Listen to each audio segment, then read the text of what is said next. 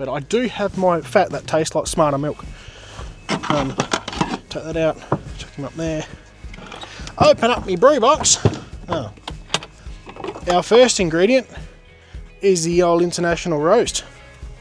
I quite like this stuff, but a lot of people don't. We have Cooks, and my favourite one's the black one.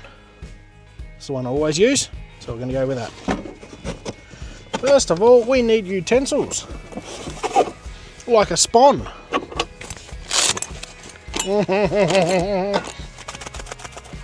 Excuse me for a moment. Sugar, it's gone off. There you go. This is brown sugar, but it doesn't really matter what sugar you use as long as it's sweet. Couple of spoonies of those, and then you know what, I'm going to throw in one for luck. Not that I usually do, but I'm feeling special today. Whack your sugar back so you know where it's sweet later. Oh, she's still sealed. Put your back end of your spoon, and this is what I like to do. Woo! Look at that. It's like a can opener. Only for coffee. And we're going to whack a couple of spoonfuls of caffeine in there. Oh, yeah. And, yeah, just a bit for luck. I'm feeling kind of special.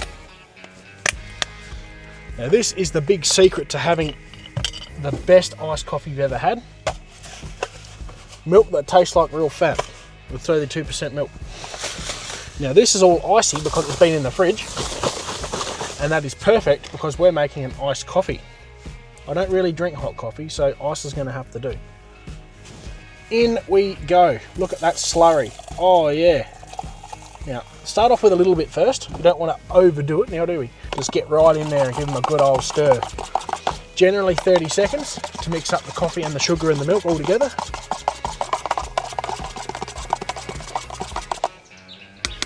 I don't know whether that was 30 seconds or not, but close enough.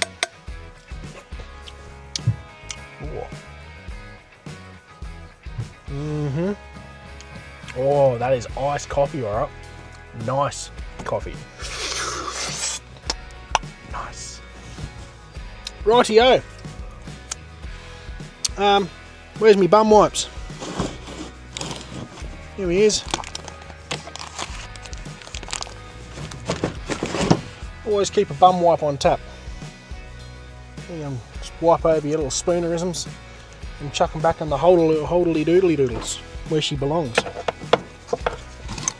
Jam him back in there, job done. Wrap him up, forget about it. Forget about it.